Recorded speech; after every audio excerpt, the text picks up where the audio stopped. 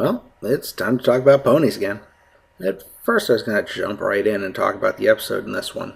But when I did the first two episodes, I opened up with little meta speeches, and I think that kind of works as a formula. So let's make that a thing.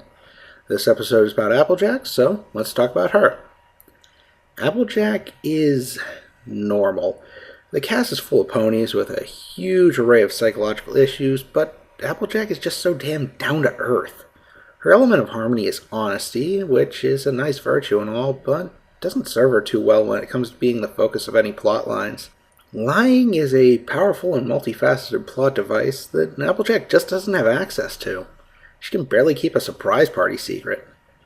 She's strong and dependable. Frankly, there's no morals she needs to learn. She almost never gets an episode to herself. This is the only one where she's the focus. She shares an episode with Rarity and one with Dash. By no means am I saying any of this is bad, but she just doesn't stand out. Everyone else has an episode where they have an emotional or mental breakdown, even if Pinky and Twilight are the only ones to have that as the entire plot of an episode. This is the closest Applejack gets, and I'd say it's not close enough. Those scenes give the other ponies depth and show how fragile they are, and how horrible they could become with the right situation.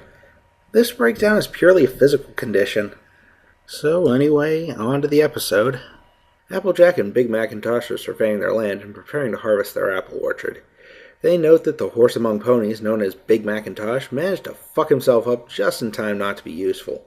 I'm sure he got hurt doing something hundreds of times more badass than anything we've seen any other ponies do so far.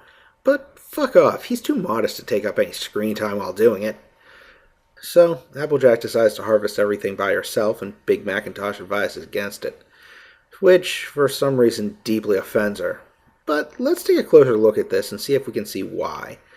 Last episode, Applejack recruited Twilight to help her win a bet against Big MacIntosh. I repeat, honest Applejack called in reinforcements to cheat her way through a bet. I suppose the terms were never laid out on screen, but that does not sound legit to me.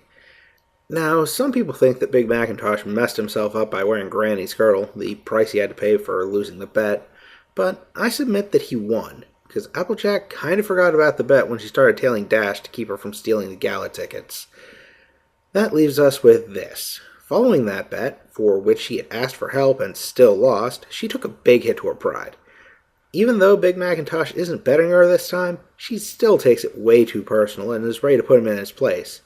The whole episode from this point is fueled by spite.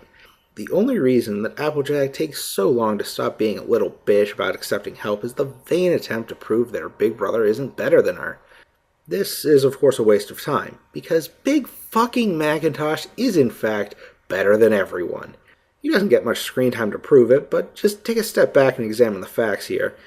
He and Applejack harvest the trees themselves every year. Applejack worked herself near to death trying to do it by herself. And by the end of the episode, her solo efforts seem to have accomplished about half of the harvest. They do say that it's a bigger than usual harvest, but I don't buy that as an excuse. I doubt the number of trees in the orchard changed.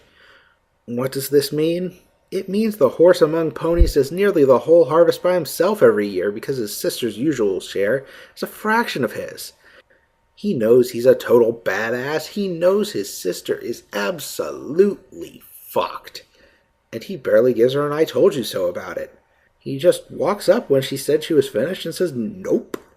Camera pans over to a section of orchard the same size as the completed section, and yeah, Applejack can pretty much go fuck herself at that point. The moral of this story is that your big brother is better than you. He could kick your ass if he wanted. You should be thankful he's not a dick about it. Wait, I already did my moral? I barely started talking about the episode. Applejack's mission of spite is only the backdrop. I can't just brush past all the mayhem that gets wreaked by the cast's miraculous ability to ignore other people's problems. I think we can get more out of this, so let's keep going. Applejack saves the town from a stampede of sentient cows. That's just freaking weird, but whatever. I mean, I get that intelligent ponies are just as weird, but if the cows can talk, why are they fucking stampeding? What the hell? Okay, never mind. Everyone throws a party in her honor. This kind of thing happens all the time. Somebody does something useful and everyone makes a huge fuss over it in a huge official capacity. Really, the mayor is like a political Pinkie Pie. Almost all her scenes are parties and parades in honor of whatever's going on in the episode at hand. Anyway, Applejack shows up barely awake, and everyone notes how out of it she is, but that's not going to stop him from making her keep her appointments. Twilight is the only one to follow up on this, and she sees just how in over her head Applejack is. As was obviously stated in my long-winded intro, help is offered and refused, and that's that. We get this same scene 3 times. Twilight never alters her tactics, she just waits for Applejack to crumble. So, time for scenes where Applejack ruins everyone's shit, because that's always fun. Dash has built some strange seesaw device to launch herself and do some high-speed tricks. This pretty much amounts to Dash watching AJ faceplant over and over again. It's a bit montage, but I like to believe that she let this go on for at least 20 minutes before getting past the not shown laughing off her ass phase. Applejack finally gets it right the moment Dash is no longer ready, and sends Dash crashing into Twilight's tree. Which must have some kind of magnet for her, because she always seems to crash into it every single time a trick fails halfway across town. This spurs Twilight to go see Applejack again, and all this scene accomplishes is setting up Applejack's temporary deafness for the next stop on her tour of failure. Pinky gets to run Sugar Cube Corner for an afternoon while Mr. and Mrs. Cake go out for something. I have no idea what they need to do, and I find it odd that I find myself caring. I can't imagine Pinky is their most trusted employee. I mean, conservation of detail and everything, but does nobody else work there? If she's supposed to be in the back baking, who the hell is running the register? Anyone could just walk in off the streets and steal all the cookies or some shit. Pinky reads off a recipe for Applejack to misinterpret the fuck out of. I'm shocked that the resulting things were able to be baked in the shape of muffins. I'm also surprised that Pinky was able to ignore everything but the cookbook while baking that crap. One glance at the bowl would have told her what was up, but we're dedicated to letting Applejack give the whole town food poisoning. Twilight catches wind of this, and this is where I lose faith in Twilight's ability to handle the situation. The little faith I had, because we've still got time to kill before the episode is over anyway.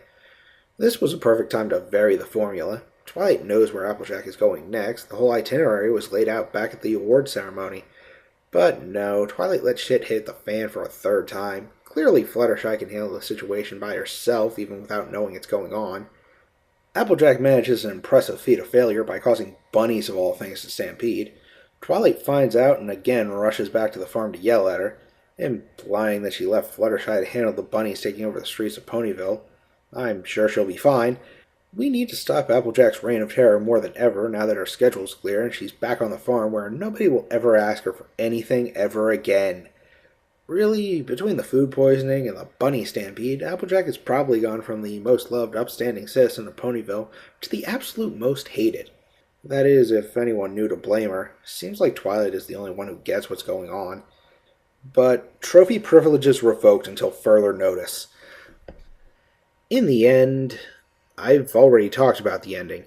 Applejack has to swallow her pride and accept some goddamn help. That's the moral. Obvious, isn't it? But here's the problem I still have, and the moral that didn't get learned, and won't be learned until Season 2.